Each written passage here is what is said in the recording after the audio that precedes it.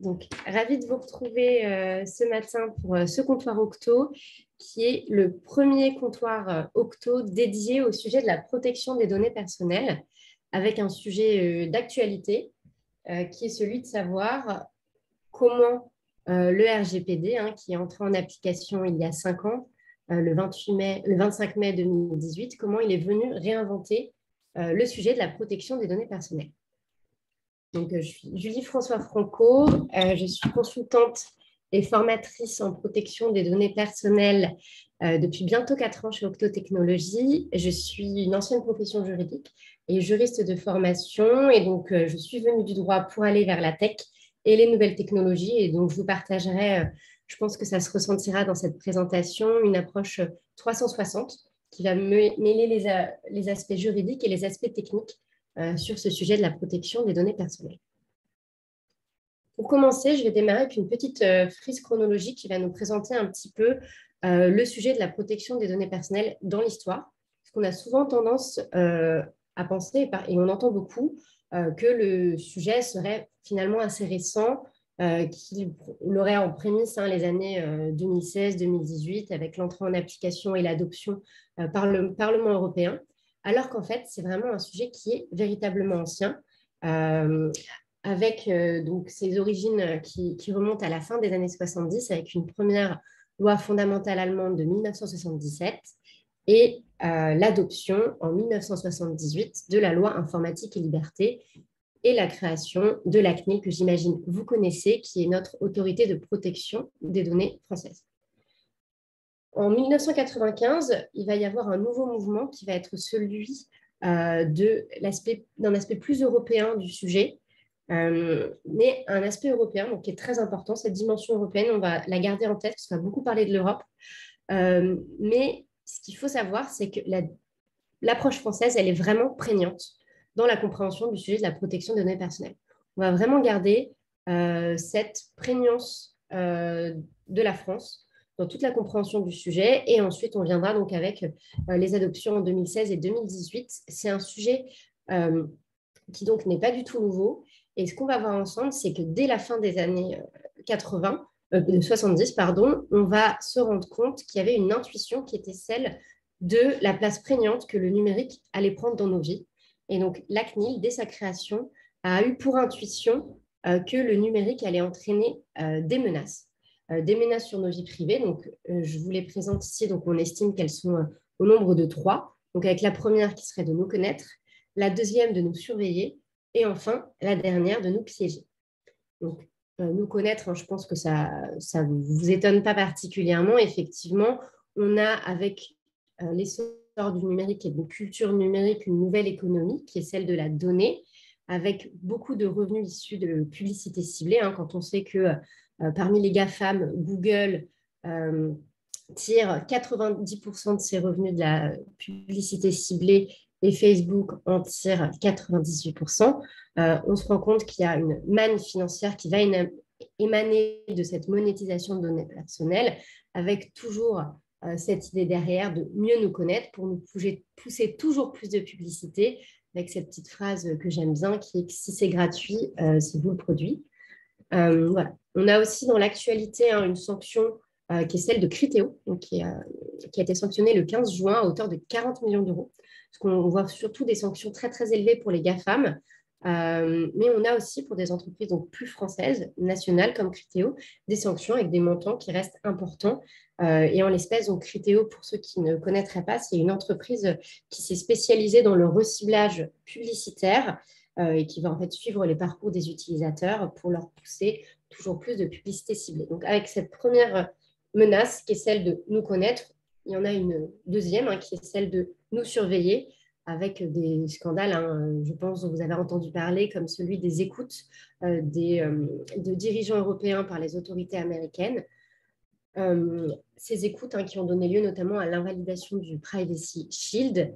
La menace qui est de nous surveiller, alors elle va être moins forte, en tout cas on va peut-être moins la ressentir dans des démocraties ou dans les États membres de l'Union européenne.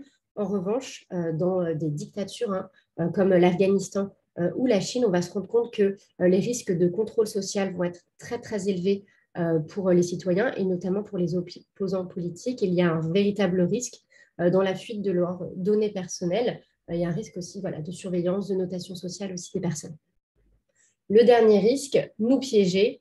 Alors voilà, je ne vous apprends rien non plus avec cette partie-là sur les cyberattaques, mais on se rend compte que c'est un risque qui est de plus en plus développé, avec donc une cyberattaque. Souvent, donc on pense en droit, il y a 3 impacts qui peuvent toucher les personnes, 3 impacts principaux qui vont être l'impact financier, donc qui semble assez évident ici pour une cyberattaque. Voilà, on peut imaginer que vous auriez une perte financière suite à la fuite, par exemple, de vos données bancaires ou suite à un phishing. Mais il y a aussi 2 autres types d'impacts qui peuvent toucher les personnes, notamment l'impact moral et l'impact plus grave, qui est l'impact corporel, hein, qui est lorsqu'il y a une atteinte à l'intégrité physique des personnes. Et dans le cas d'une cyberattaque comme celle, par exemple, d'Ashley Madison, qui est un site de rencontre extra-conjugale, donc on imagine déjà ici la gravité intrinsèque à l'utilisation de ce site et ce que ça peut entraîner sur la vie privée des personnes quand des profils, de par le simple fait d'être inscrits sur un site de rencontre extra-conjugale, fuitent.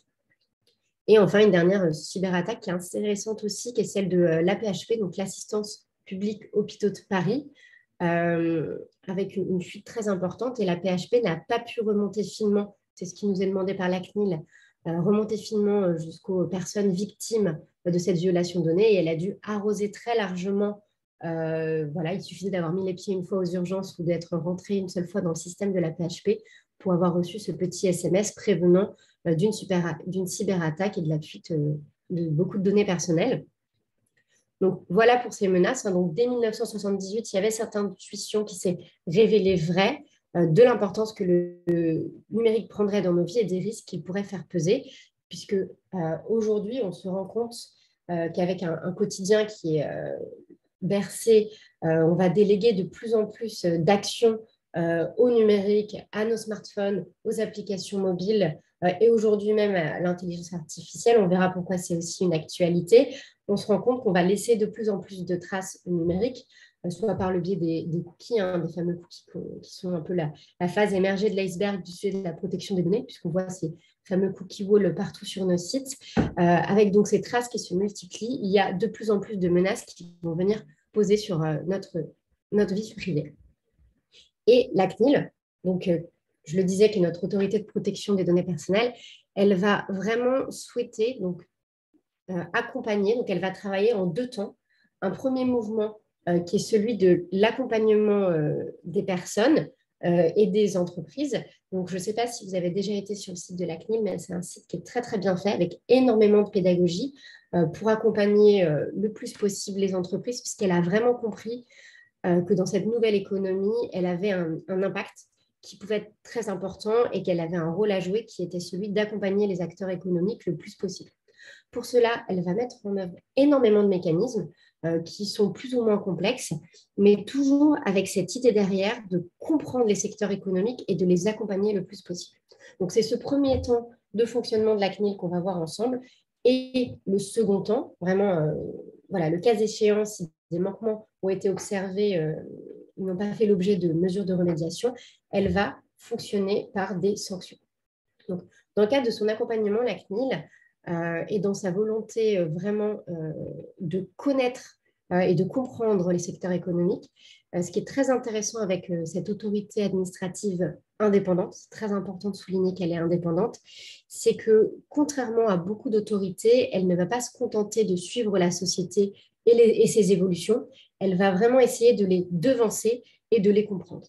Donc, pour cela, elle va réunir quand elle va souhaiter, par exemple, pousser des recommandations sur un secteur particulier, elle va en réunir l'écosystème pour essayer de comprendre leur fonctionnement avant de pousser ses recommandations. Elle va toujours essayer de comprendre pour mieux accompagner avant de sanctionner. Et ça, c'est très important dans le fonctionnement de la CNIL. Ça s'est ressenti aussi en 2018 avec l'entrée en application le 25 mai du RGPD. Elle a mis du temps avant de commencer les premières sanctions et ces sanctions étaient graduelles. Ça, c'est vraiment important à retenir. Donc, dans les mécanismes de la CNIL, je vais en citer quelques-uns. Il va y avoir notamment pour certains secteurs comme celui des ressources humaines ou de la santé, qui sont des secteurs où nous, professionnels de la protection des données, on va avoir pas mal de chance puisqu'on va être très aidé par la CNIL, puisque les questions sur ces sujets ont déjà été, vous l'imaginez, posées sur des secteurs aussi importants que les ressources humaines où les contentieux sont assez, alors pour ne pas dire qu'ils sont légion, arrivent assez souvent. On va avoir beaucoup de vulgarisation de la CNIL et beaucoup d'accompagnement.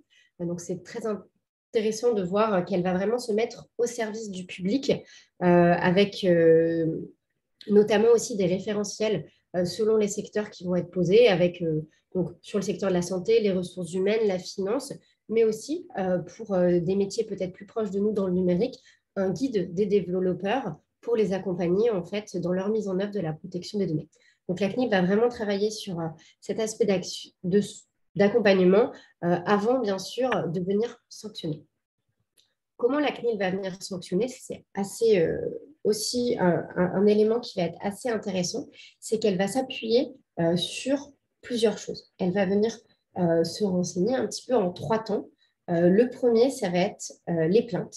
Donc, vous pouvez, tout à chacun, déposer des plaintes auprès de la CNIL si vous estimez, par exemple, avoir subi, par exemple, un manquement avéré à vos données personnelles, par exemple, sur les droits dont vous pouvez faire l'exercice sur vos données si vous estimez, par exemple, que votre droit d'accès aux données qu'une entreprise a collectées sur vous n'a pas été respecté, vous pouvez déposer une plainte auprès de la CNIL. Donc, la CNIL, dans ce cas de figure qui est celui des plaintes, elle peut choisir d'opérer de différentes manières. Si elle reçoit de nombreuses plaintes à l'égard d'un même acteur, qui pourrait consister en fait en un faisceau d'indices concordants, allant dans le sens de mauvaises pratiques, elle va pouvoir se saisir pour venir procéder à un contrôle. Les contrôles de la CNIL se font en plusieurs temps. Donc, la CNIL, elle va procéder à des contrôles qui peuvent être dits sur pièce, sur place, sur audition ou en ligne. Donc, je vais m'arrêter un petit peu sur cette partie des contrôles, dans un premier temps qui est celui des plaintes. Le contrôle sur pièce, sur place, c'est assez facile. Donc, sur place, c'est une délégation de la CNIL qui va se rendre dans les locaux de l'entreprise, de l'association, même de l'administration soupçonnée de ces manquements. Sur audition, elle va souhaiter, par exemple, entendre les responsables de traitement ou le délégué à la protection des données de la structure en question ou en ligne. C'est la dernière modalité de contrôle possible par la CNIL. Donc, la CNIL va pouvoir procéder donc sur des premiers contrôles sur la base de plaintes des citoyens, mais aussi dans le cas d'autosaisine.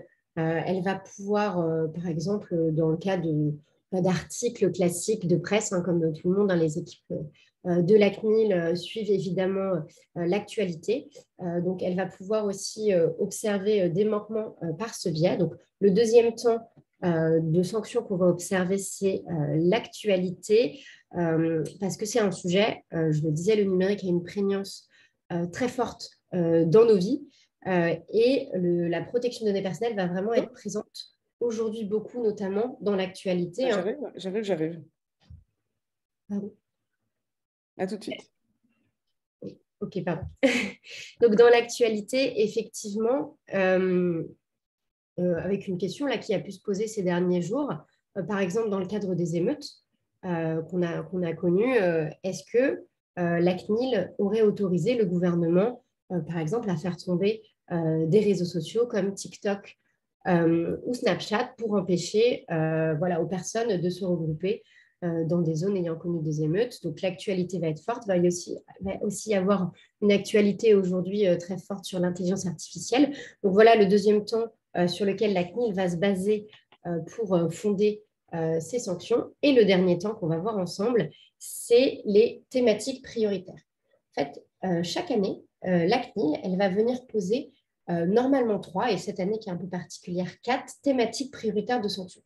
Donc, je ne sais pas, je ne connais pas forcément vos entreprises, vos structures d'appartenance, mais en tout cas, si jamais votre structure dépend d'une des thématiques qui apparaissent ici sur cette slide. Je vais vous inviter, je vais les préciser, mais surtout, je vais vous inviter à être très, très vigilant parce que ça va être les sujets sur lesquels la CNIL va se concentrer plus particulièrement pour sanctionner.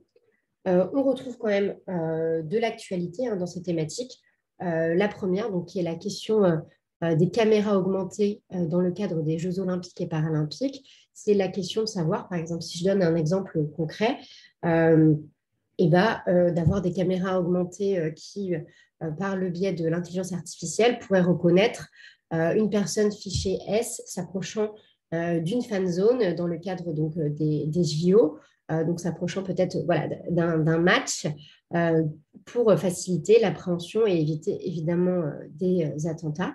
Donc c'est une des thématiques sur lesquelles la CNIL va être particulièrement vigilante à l'égard des autorités publiques.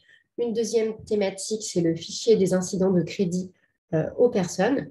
De plus en plus, on va avoir un recours au crédit à la consommation avec, dans le cas d'impayés, une inscription au fichier des interdits bancaires auprès de la Banque de France.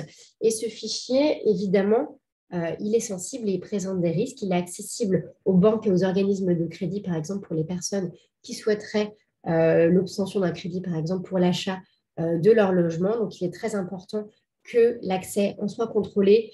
Évidemment que ces informations ne fuitent pas, puisqu'on pourrait imaginer les impacts sur les personnes.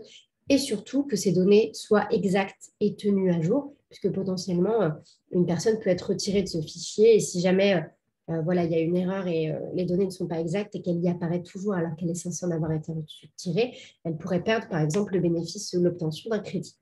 Dans un troisième temps, une thématique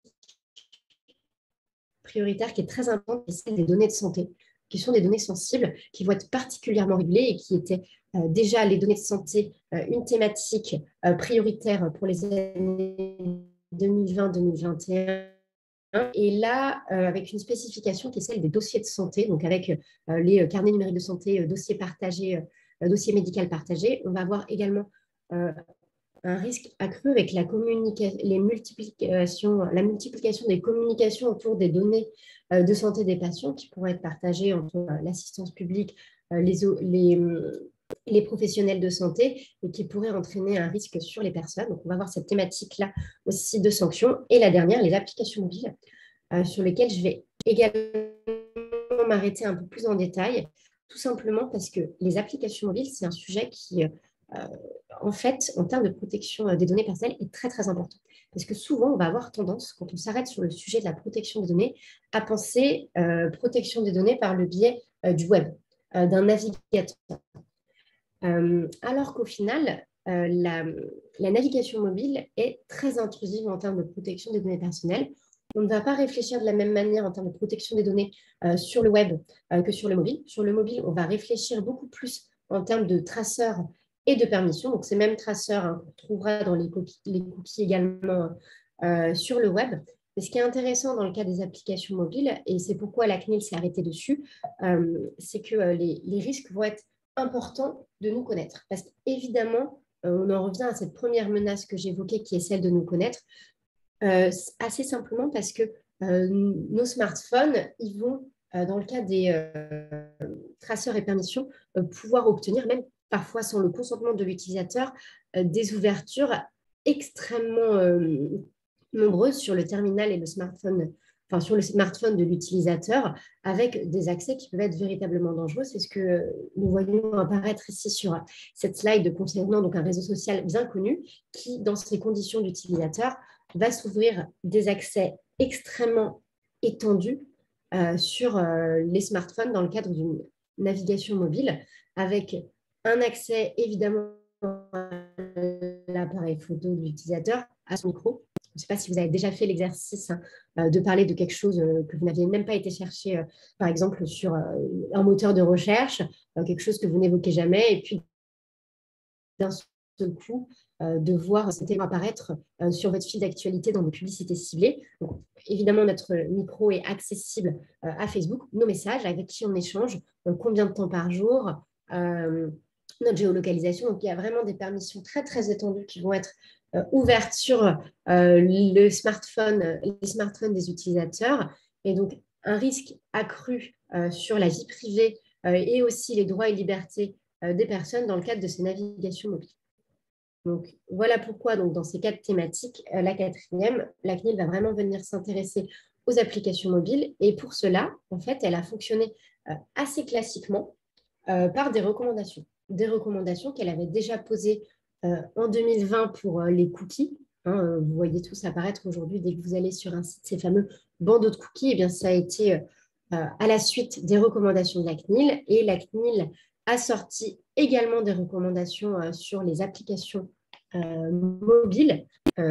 Donc, là, au mois de mars 2023. Donc, on peut estimer évidemment qu'elle elle va donc pour l'instant laisser un délai, c'est ce qu'elle fait toujours, d'adaptation au secteur avant de venir sanctionner. Au niveau des sanctions, si je reviens un petit peu sur leurs modalités, vous voyez, voilà, sur la slide qui s'affiche, on va observer, en tout cas c'est ce qu'on pense, une augmentation exponentielle des montants, puisqu'on peut passer par exemple pour un GAFAM comme Google d'une sanction à hauteur de 150 000 euros en 2014. Pour rappel, 2014, c'est 2 ans avant l'adoption du règlement général sur la protection des données, et on passe 5 ans après, 5 ans, 6 ans après, donc en 2019 et en 2020, à des montants infiniment plus élevés, à hauteur de 50 et 100 millions d'euros de sanctions toujours pour Google. Donc, ce qu'on va remarquer, c'est qu'effectivement, la CNIL et les autorités de protection des données européennes, elles vont être excessivement vigilantes à l'égard des GAFAM, qui sont les grands gagnants de cette nouvelle économie numérique, qui vont tirer, je le disais, la majeure partie de leurs revenus de la monétisation des données personnelles des citoyens, notamment des citoyens européens, et donc elles vont les sanctionner extrêmement fortement. En revanche, ce constat d'une augmentation exponentielle qui trouve son pic avec cette sanction qui est intervenue il y a quelques semaines à l'égard de Meta. Donc, c'est une sanction qui n'a pas été, une condamnation qui n'émane pas de la CNIL, mais de la Data Protection Commission, qui est l'autorité de protection des données irlandaise. Et cette sanction, donc véritablement, donc, qui est très, très, très élevée, elle semble mener, elle semble nous mener à le constat d'une augmentation exponentielle. Mais en fait, ce qu'on va venir nuancer, c'est qu'effectivement, à l'égard des GAFAM, les sanctions sont véritablement très, très importantes. Cependant, à l'égard d'entreprises, par exemple en France nationale ou de petites entreprises, on va venir se rendre compte que les sanctions en fait, vont être moindres. Elles vont plutôt être de l'ordre de quelques dizaines de milliers d'euros, ce qui peut déjà être très impactant pour une petite structure. Mais donc, la CNIL, toujours dans ce devoir d'accompagnement, quand elle va venir sanctionner, elle va être toujours très, très attentive à ne pas menacer économiquement les entreprises nationales. Ça va être vraiment très important pour elle dans son procédé. Et quelque chose qui est très important à retenir dans le cadre des sanctions, parce qu'on peut forcément, dans votre structure, vous avez potentiellement très, très peur des sanctions. Aujourd'hui, beaucoup d'entreprises, notamment celles qui se sont positionnées sur le sujet de la responsabilité sociale et environnementale, qui peut-être avec le bénéfice sont devenues des entreprises. Le risque aujourd'hui n'est pas seulement financier et économique, il va vraiment être réputationnel. Il va y avoir un vrai risque réputationnel pour les entreprises qui, évidemment, les sanctions de la CNIL étant publiques, pourraient avoir une atteinte très, très forte à leur réputation si jamais elles venaient à être sanctionnées alors qu'elles avaient mis en avant le respect des données des personnes, le respect des droits et libertés, le respect de la vie privée, que ce soit des utilisateurs ou peut-être de leurs salariés en fonction des manquements qui seront constatés. Voilà au niveau des sanctions. Pour conclure, parce que je pense qu'il est le moment de conclure, on se rend compte que la protection des données personnelles est un sujet qui a vraiment été, si je reviens sur mon sujet, qui a vraiment été réinventé par l'adoption et l'entrée en vigueur du RGPD, déjà dans le pouvoir de sanctions qu'a connu la CNIL, puisque je le disais, il y a une prégnance de l'approche française Et la loi informatique et liberté a vraiment été reprise dans le texte, dans le corps du RGPD. Mais quand on pense à un sujet dont la prégnance, c'est la France, 67 millions de personnes, et qu'on compare à la force de frappe de l'Union européenne avec là 447 millions des citoyens. Donc là, l'impact n'est pas du tout le même. Déjà, dans le pouvoir de sanction que le RGPD est venu donner, donc avec des montants de sanctions, on l'a vu ensemble, beaucoup plus élevés aussi à l'égard des entreprises. Donc déjà, sur le pouvoir de sanction, on se rend compte que le sujet a été réinventé. Mais pour moi, la vraie façon dont le RGPD est venu réinventer ce sujet, c'est qu'il lui a donné un véritable écho.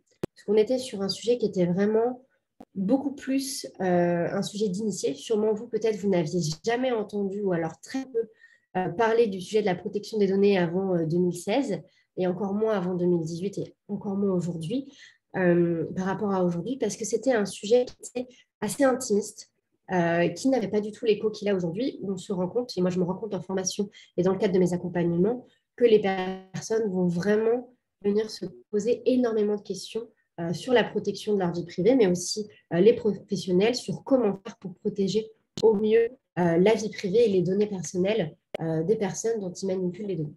Donc on se rend compte qu'il y a vraiment un sujet qui a été réinventé de par la part importante qu'il a pris dans nos vies. Donc voilà pour moi pour cette présentation. Je vais voir, n'hésitez pas à prendre la parole si vous avez des questions.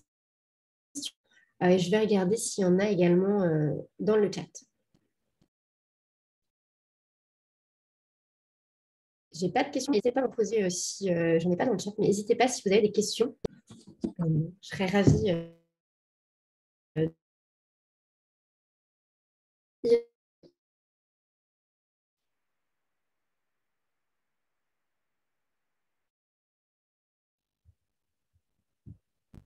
Ah, zut.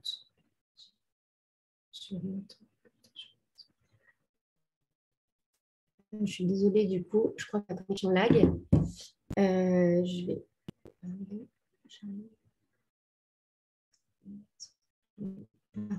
partage de connexion.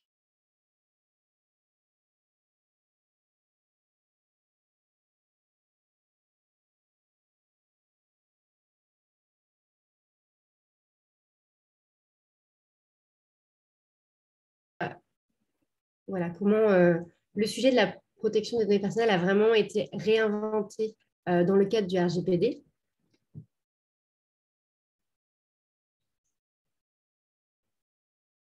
Et j'espère que vous m'entendez mieux également.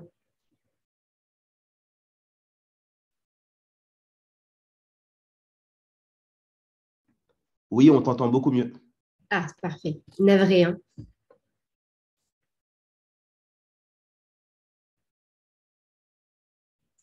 N'hésitez pas, donc, si vous avez voilà, des questions peut-être sur l'actualité ou sur la manière dont on peut on peut pressentir certaines évolutions aussi face au sujet.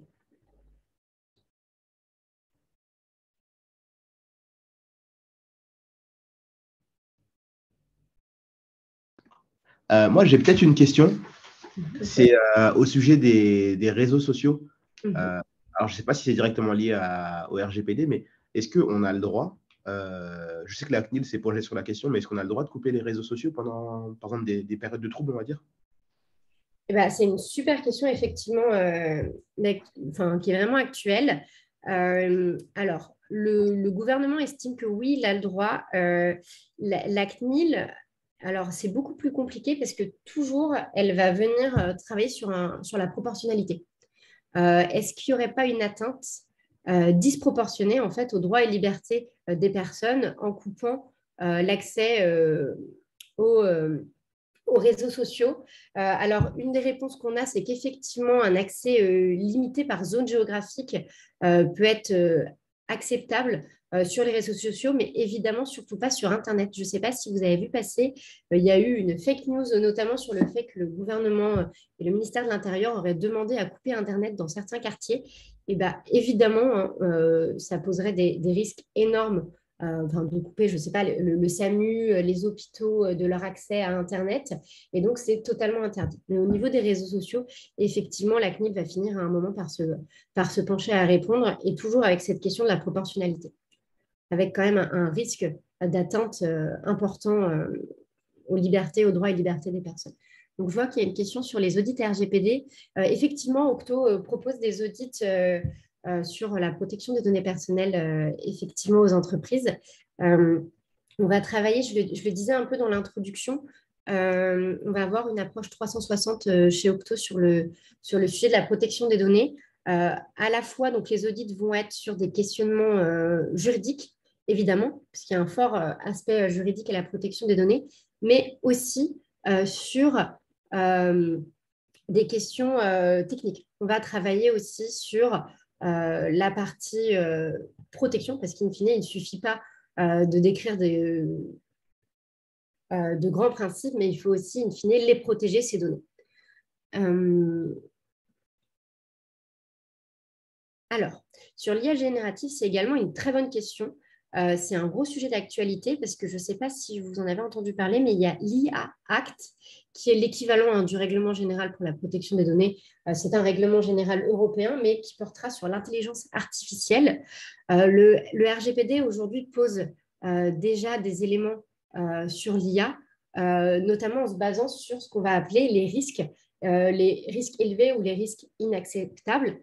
Et la question de l'IA génératif est déjà en train de se poser, mais en fait, on va trouver une réponse beaucoup plus forte à ce sujet dans le cadre de l'IA Act qui est passé en première lecture au Parlement il y a il y a 15 jours, je crois, et qui, suite à son adoption, va venir réguler beaucoup plus fortement les acteurs en fait, du secteur économique, avec une question fondamentale pour la Commission européenne, qui est celle de la confiance dans l'IA, avec toujours ce mouvement que je citais un petit peu dans les réflexions d'ACNIL, qui est d'accompagner, c'est-à-dire de ne pas empêcher l'innovation, c'est-à-dire de poser un cadre juridique sans empêcher non plus l'innovation pour les entreprises. Au niveau du périmètre, je vais voir le périmètre, il y a déjà des éléments dans le cadre du RGPD, mais ça va surtout être sur tout ce qui va être big data, donc traitement à très très large échelle des données personnelles de manière automatisée, mais aussi sur l'intervention humaine. Je ne sais pas forcément si ça vous parle, mais l'élément que ça va toucher, cette partie d'intervention humaine, c'est deux principes juridiques qui sont assez importants, qui est celui du droit à rencontrer son juge et celui de ne pas être jugé par une machine. Donc aujourd'hui, le RGPD, dans sa version actuelle, il interdit tout ce qui va être le scoring, notamment dans le cadre de CV ou de bénéfices de crédit en ligne. Il y a l'obligation de faire intervenir une personne humaine à un moment du process, souvent à la fin. C'est-à-dire qu'on ne pourrait pas perdre le bénéfice d'un recrutement ou le bénéfice d'un crédit en ligne sans qu'une intervention humaine ait eu lieu, avec seulement une IA qui se serait prononcée. Voilà, je ne sais pas si vous avez d'autres questions, peut-être sur ce sujet de l'IA. Oui. Ah, j'avais pas vu. Alors, les prochains chantiers, évidemment, tout ce qui va être l'essor des caméras augmentées. Parce que dans la loi sur les JO et les Jeux olympiques et paralympiques, il y a eu l'autorisation donc, des caméras augmentées. C'est une des thématiques prioritaires, je l'évoquais avec vous. Le risque, forcément, c'est facile pour le ministère de l'Intérieur. Tout est plus facile en termes de contrôle grâce à l'IA augmentée. Grâce aux caméras augmentées qui, par le biais de l'IA, pourraient reconnaître facilement des personnes, sur la fouille aussi des sacs. Le risque, c'est de voir en fait, que l'usage en fait, soit beaucoup trop régulier sur ces sujets. Donc, je pense que les caméras augmentées et, in fine, l'IA vont vraiment être, pour le futur, un des chantiers principaux. Un autre chantier qu'on va avoir, c'est la santé. Avec la génération des dossiers médicaux partagés, il va y avoir un risque sur à la fois l'hébergement, puisque de plus en plus de données de citoyens, données de santé, donc sensibles, vont devoir être hébergées. Sur quelle structure, à quelle échelle, Et tout ça, ça va mener aussi à une autre question, un autre chantier qui est assez important, qui est celui des transferts de données hors de l'Union européenne. Donc, in fine, où vont être stockées les données? Puisqu'aujourd'hui, si je vais très rapidement sur ce sujet de l'hébergement, on avait, je l'ai évoqué un petit peu, le Privacy Shield. Le Privacy Shield, en fait, il permettait d'estimer qu'aux États-Unis, dans le cadre de transfert des données des citoyens européens vers les États-Unis, les données de ces mêmes citoyens feraient l'objet d'une protection adéquate. Suite au scandale des écoutes, par la NSA et la CIA, notamment d'Angela Merkel, il a été estimé par la Commission que les États-Unis n'étaient plus un pays de protection adéquat et qu'ils n'offraient plus une protection suffisante aux données des citoyens. Et donc, le bénéfice du Privacy Shield a été invalidé et il est beaucoup plus compliqué d'exporter des données de citoyens européens et surtout de les héberger aux États-Unis. La grosse sanction Meta, qui est à ce jour la plus importante sanction fondée sur le RGPD, c'est pour l'hébergement des données des citoyens européens sur le sol américain. Donc, je pense aussi que les transferts de données hors UE et l'hébergement de ces données hors de l'Union européenne va être également le troisième gros chantier. Donc, moi, je verrais l'usage des caméras augmentées, en fait, avec ce premier précédent qui est celui des Jeux olympiques et paralympiques et de la Coupe mondiale de rugby. Ensuite, dans un second temps, les dossiers médicaux partagés et dans un dernier temps, les transferts de données hors de l'Union européenne. Donc là encore, si votre entreprise, votre structure est concernée, je vous invite à être particulièrement vigilant sur ces sujets et potentiellement à contacter la CNIL. Tout simplement parce que la CNIL, elle va fonctionner aussi dans les nombreux mécanismes qu'elle va avoir par celui du bac à sable. Et le bac à sable, c'est un nom un peu marrant. Et en fait, elle va proposer son accompagnement à des entreprises d'un secteur. Alors, le bac à sable des dernières années, la dernière année 2022, c'était l'éducation. L'année d'avant, c'était la santé. On parle toujours beaucoup de santé, hein. Et donc, elle va proposer, quand elle pose, et cette année, c'est l'IA. Donc, voilà. Donc, si jamais vous intervenez dans le secteur de l'IA, elle va proposer son accompagnement et son expertise à des entreprises du secteur concerné par le bac à sable de l'année et elle va les accompagner pour qu'ils puissent proposer la solution la plus adaptée, la plus innovante, tout en respectant au mieux les droits et les libertés des personnes. Je ne sais pas si vous avez d'autres questions toujours, effectivement, peut-être pour continuer un petit peu.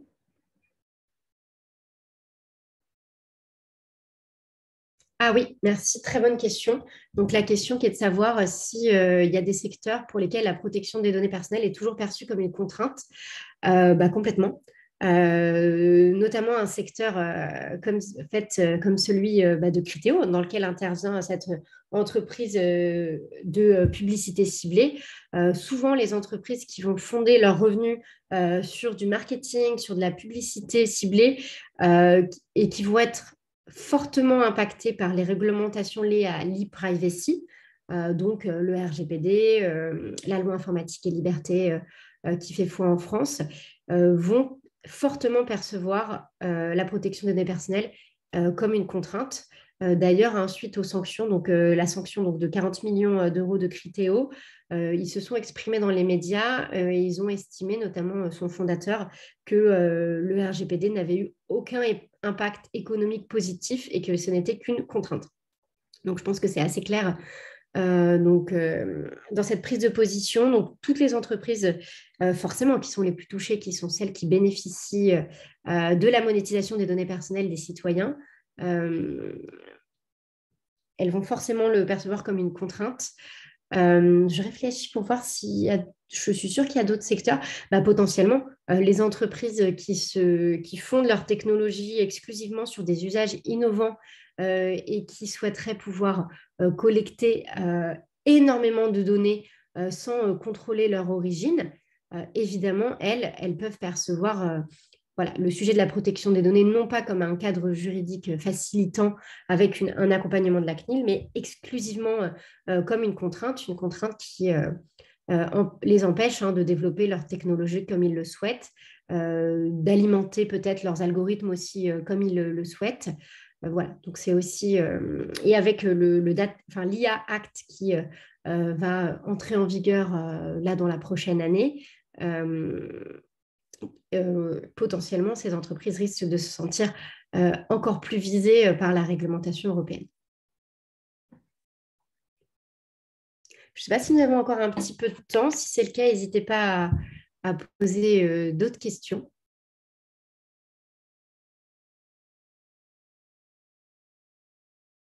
Si vous en avez.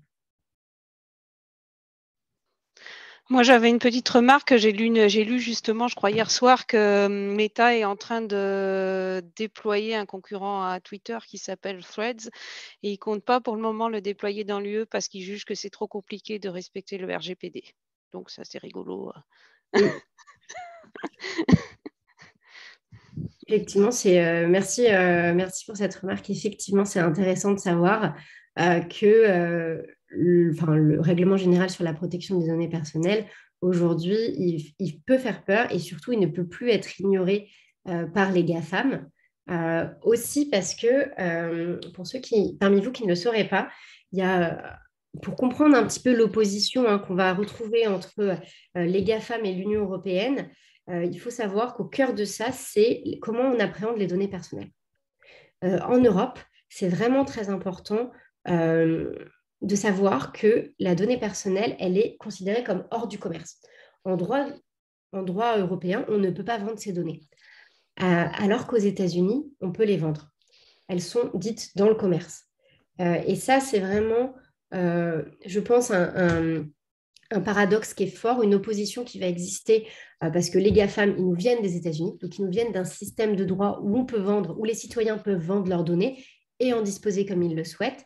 Et ils essayent, ils s'implantent, tout simplement, ils n'essayent pas, ils sont implantés dans des pays qui sont ceux de l'Union européenne où on ne peut pas disposer comme on le souhaite de nos données personnelles. Et ça, c'est une opposition forte qui, aujourd'hui, je pense, n'a pas encore trouvé de solutions. Et alors, je vois aussi une autre question.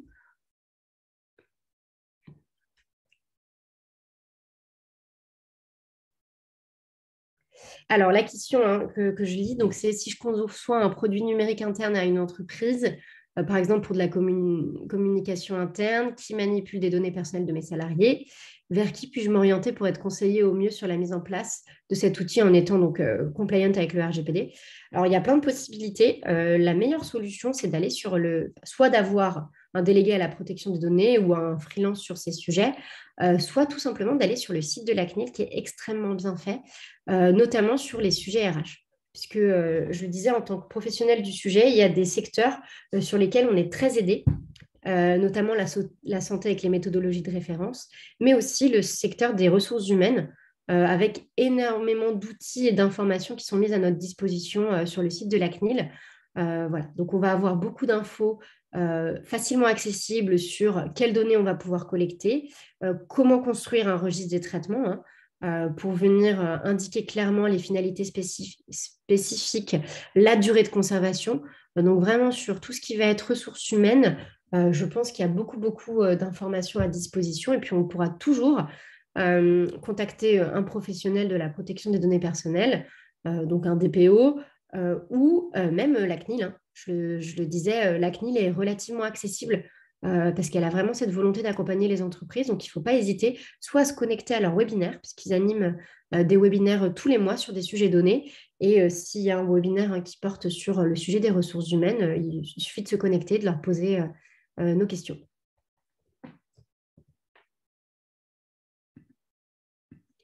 Je ne sais pas si vous avez d'autres questions. Il est 10h01. Je pense qu'on peut prendre encore 1 ou 2 minutes si vous le souhaitez pour rester ensemble et avoir... voilà, évoquer d'autres parties du sujet, n'hésitez pas.